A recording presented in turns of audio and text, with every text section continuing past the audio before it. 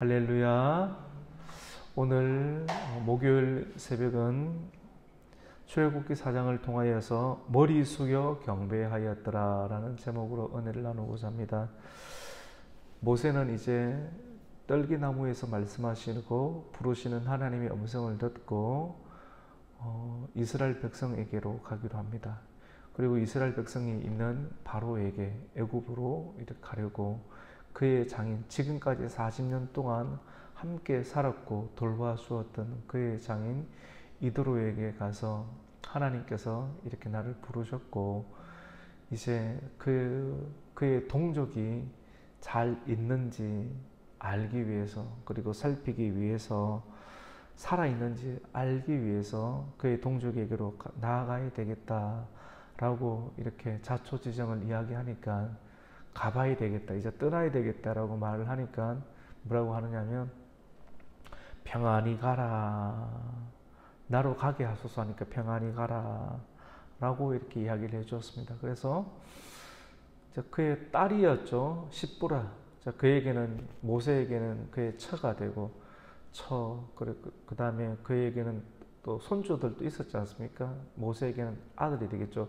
게르솜, 엘르아살, 이런 그의 가족들을 데리고 이제 미디안에서 어디로 갑니까? 애굽으로 이렇게 들어가게 됩니다. 이제 모세가 그의 아내와 아들들을 나귀에 태우고 애굽으로 돌아가는데 모세의 손에는 무엇이 있습니까? 모세의 지팡이가 있는데 그냥 일반적인 지팡이라 하지 않고 하나님께서는 오늘 성경 말씀 가운데 하나님의 지팡이를 손에 잡았더라 라고 이렇게 이야기를 하고 있습니다. 하나님께서 동행하신다는 겁니다. 하나님께서 한번 부르신 사람, 그리고 그에게 사명을 준 사람에게 그 지팡이가 손에 있더라. 하나님의 지팡이가 그의 손에 있더라. 이제 하나님의 오른손 안에 모세의 동행이 함께 있다. 모세가 가는 길에 하나님의 손이, 의로운 오른손이 너와 함께 한다라고 하는 것을, 모세의 손에는 하나님의 지팡이가 있더라, 이런 표현을 함께 쓰고 있더라고 하는 것이죠. 여호와 하나님께서 모세에게 말합니다. 네가 애굽에 돌아가거든 네 손에 준 이적을 바로 앞에서 다 행하라. 바로 앞에서 애굽에 가거든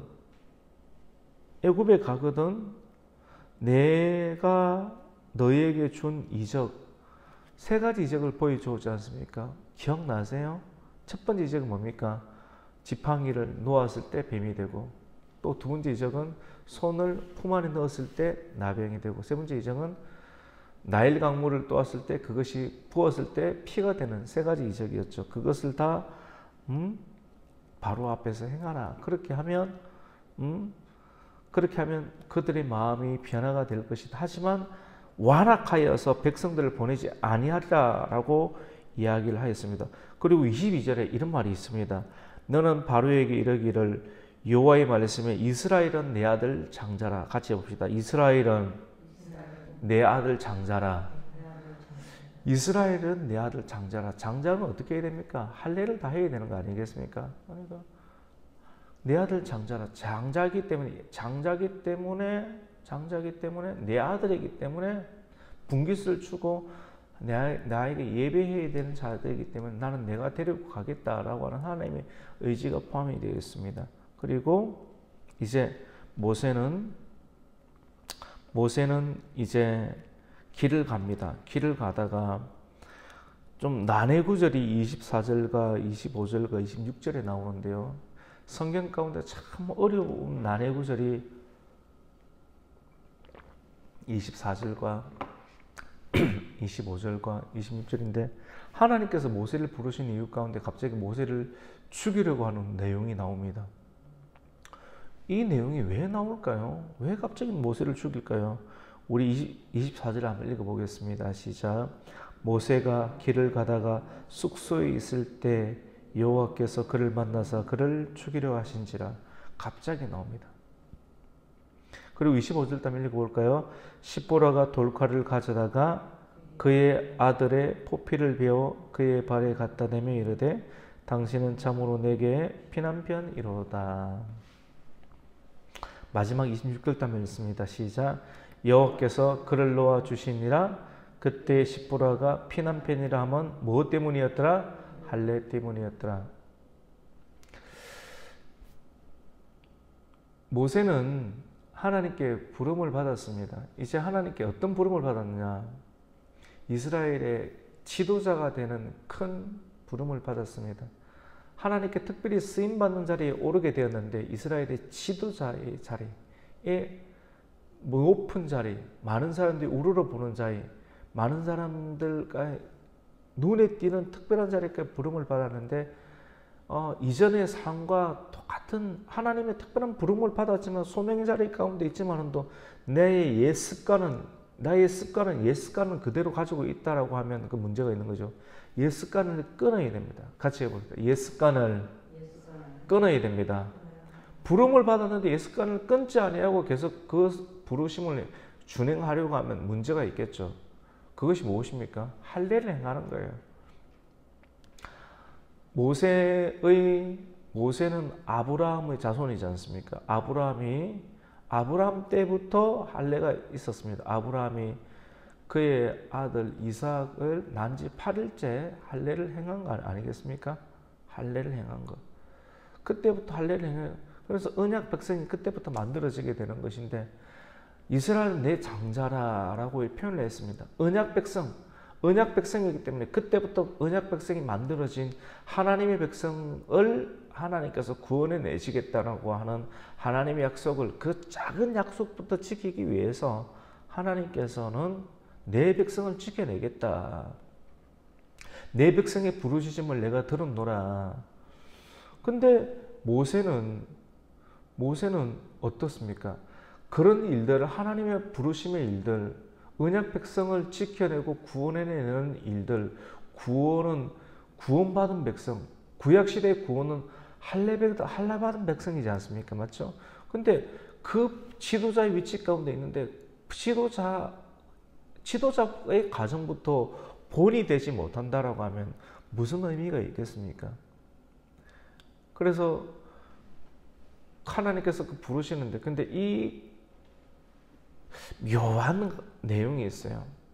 이 모세의 가정 가운데 십보라가 있지 않습니까? 항상 가정에 부부 간의 갈등이 있습니다. 사모와의 갈등이 있습니다. 그렇다고 우리 집에 갈등이 있냐 그런 건 아니고요. 근데 모세는 하나님 뜻을 행하려고 했지만도 십보라가 그것을 왜냐하면 자기 아들 할례를 행하려고 하면 자기 아들을 피를 봐야 되지 않습니까? 피를 보는 것이 아내가 그걸 싫어해요. 하나님의 뜻대로 행하려고 하는 것을 피를 보는 것을 싫어하기 때문에 또 그것을 끝까지 누가 막으려고 합니까? 십보라가 막으려고 하는 건 아니겠습니까? 근데 하나님께서 이 일들 가운데 주저하는 모세를 바라보면서 모세가 결단을 우유부단하게 못 내리니까 모세를 죽이려고 하는 거예요. 네가 부름을 받고도 이 일들을 결단 있게 가정을 못 다스리냐. 모세를 죽이려고 하는 거예요. 그러니까 모세를 죽이려고 하는 것인지 아니면 모세의 아들을 죽이려고 하는 것인지 그를 죽이려고 하시니라. 모세가 길을 가다가 숙소에 있을 때 여호와께서 그를 만나사 그를 죽이려고 하시니라. 이게 그가 모세인지 모세의 아들인지 알 수는 없지만 모세일 수도 있고 모세의 아들일 수 있지만 어떠하든지 간에 하나님께서는 모세는 이 일들을 놓고 너무 힘든 상황 가운데 있었습니다. 그때 십보라는 눈치를 채고 이때 내가 결단은 키는 십보라가 지고 있었던 것 아니겠습니까? 십보라 때문에 일어나는 일이니까 십보라가 빨리 돌칼을 가지고 이 문제를 내가 끝까지 붙잡고 이거 놓지 아니하면 이러다가 남편이 죽든지 내 자녀가 죽든지 둘 중에 한 사람 다 죽겠다는 생각을 가지고 자기가 빨리 움직인 거예요. 그래서 돌칼을 가지고 자기 아들의 포피를 베어서 모세 앞에 발 앞에 던졌습니다. 그러니까 이것을 보고 하나님께서는 모세를 살려주시게 되었다. 그러면서 여자가 참 못됐다라고 해야 될까요? 아니면 하나님 뜻을 온전히 순종하지 못한다고 해야 될까요? 아니면 안 갈지다고 해야 될까요? 십보라가 돌칼을 가져다가 그의 아들이 포피를 딱 베기는 베었는데요. 모세의 발 앞에 갖다 대면서 이르되 당신은 참으로 내게 피난 편이로다. 하나님의 뜻이 있지만은도 하나님의 뜻을 행하는 좋게 해야 되는데 이걸 던져내면서 당신은 진짜 너무 잔인한 사람이다. 이렇게 이야기를 하나님의 사역을 감당함에 있어서 하나님의 사역을 잘 지지를 해야 되는데 지지를 온전하게 하지 못하는 그런 십부라의 모습을 보게 되는 것이죠. 여호와께서 그를 놓아주시니라. 그때 십부라가 피난편이라 하면 할례 때문이었더라. 이 문제로 인해서 모세가 죽을 뻔한 내용을 오늘 성경은 기록을 하고 있습니다. 제가 좀 리얼하게 실제적으로 이 내용을 좀 담아서 설교를 했습니다. 이런 내용이 있은 다음 가운데 오늘 27절에 보면 여호와께서 아론에게 이르시되 광야에서 모세를 맞아라. 진짜 하나님께서 모세를 부르신 것이 맞죠. 모세에게도 하나님께서 시내산에서 나타나서 하나님께서 만났고요. 모세를 만났고 그 다음에 시내산이 호렙산입니다. 떨기나무까지. 미디안에서 떨기나무가 있는 호렙산까지 간 거예요. 서쪽까지. 그리고 그의 형이었던 아론, 나이 차이가 3살이 차이 납니다. 이제 애굽으로 가는데 애굽에 있었던 그의 형 아론에게도 아론아 너의 동생 모세가 오고 있다. 백성의 지도자가 될 사람이다. 내가 불렀다. 아론에게도 하나님께서 감동을 주어서 너도 백성의 지도자가 될 나의 종 모세가 지금 그의 가족들을 데리고 오고 있으니 너는 나가서 맞이할 수 있도록 하여라 라고 하나님께서 누구예요? 아론에게도 그 마음을 줍니다.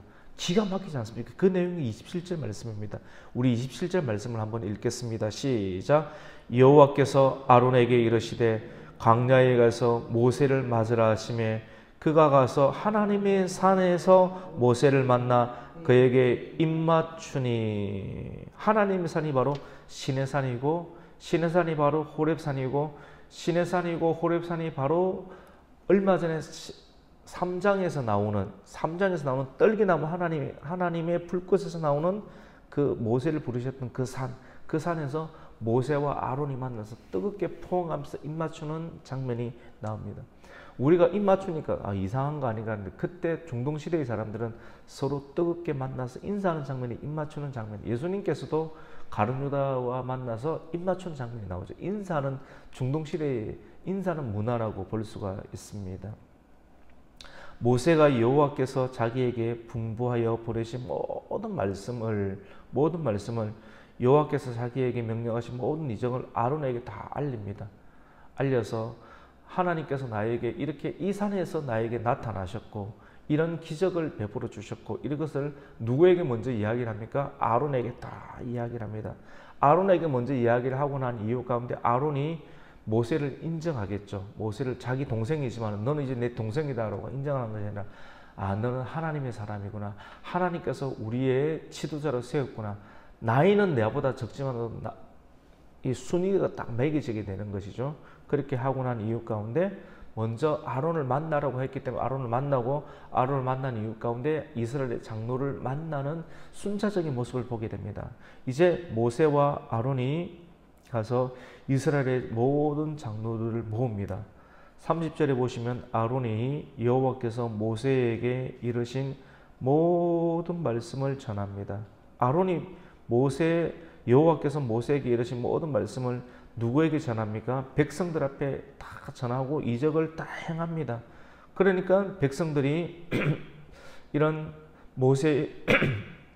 하나님께서 모세에게 주었던 기적들을 행하는 것을 보니까 믿고 또 여호와께서 이스라엘 자손들을 찾으시고 그리고 그들의 고난을 살피셨다. 이스라엘 백성들이 얼마나 고난을 많이 당했습니까? 근데 그 고난을 하나님께서 살피셨다는 소식을 전했던 거예요. 근데 그 소식을 들으니까 너무 위로가 되는 거예요. 하나님께서 우리 고난을 알고 계셨어. 이해하고 계셨어. 그러니까 이스라엘 백성들이 위로를 받는 거예요. 그 내용을 듣고 그들의 고난을 살피셨담을 듣고 맨 마지막에 31절 마지막에 머리 숙여 경배하였더라. 같이 봅시다. 머리 숙여 경배하였더라. 경배하였더라. 오늘 말씀의 제목입니다. 이스라엘 백성들이 모세가 오고 아론이 와서 아론이 말을 잘 하잖아요. 모세가 넣어줬던 말을 아론이 듣고 아론이 이스라엘 백성들에게 쫙 말을 하고 그리고 모세가 넣어줬던 말을 기적들을 다 베풀고 또 하나님께서 당신들의 그런 고난을 다 살피셨습니다 라고 하는 이야기를 듣고 머리 숙여 여호와 하나님께 경배하고 이제 출애굽을 할 준비를 하게 되는 것입니다. 오늘 이 말씀을 통하여서 우리 모든 성도들이 여러분의 고난, 여러분의 아픔을 하나님께서 다 살피고 아신다는 그런 믿음을 가지고 머리 숙여 하나님을 예배하고 경배할 수 있는 성도가 되시기를 예수님의 이름으로 축원합니다. 아멘. 하나님 아버지 감사를 드립니다. 모세를 부르시고 그리고 모세는 순종하여서 애굽으로 돌아가는 길에 죽을 뻔하였습니다. 왜 죽을 뻔하였습니까? 지도자의 특별한 위치 가운데 있었지만도 옛 습성을 버리지 아니하고 그 부르심의 사역을 감당하려다가 큰 경을 칠 뻔하였습니다. 혹 우리가 하나님의 특별한 부르심의 자리 가운데 있으면서 옛 습관을 버리지 못하고 옛 자아를 버리지 못한 경우는 없습니까? 영적인 할례를 시행하여서 부르심이 합당한 하나님의 삶을 살아가낼 수 있는 하나님의 성도가 되게 하여 주시옵소서. 오늘 말씀의 제목과 같이 머리 숙여 경배할 수 있는 모든 사람들을 하나님의 부르심 앞에 머리 숙여 하나님께 경배할 수 있는 그 아름다운 예배 현장 가운데 하나님께 인도할 수 있는 그런 하나님의 예배자로 그 부르심 합당한 사람으로 우리가 쓰임받을 수 있도록 주님 우리를 사용하여 주시옵소서. 예수님의 이름으로 기도드립니다. 아멘.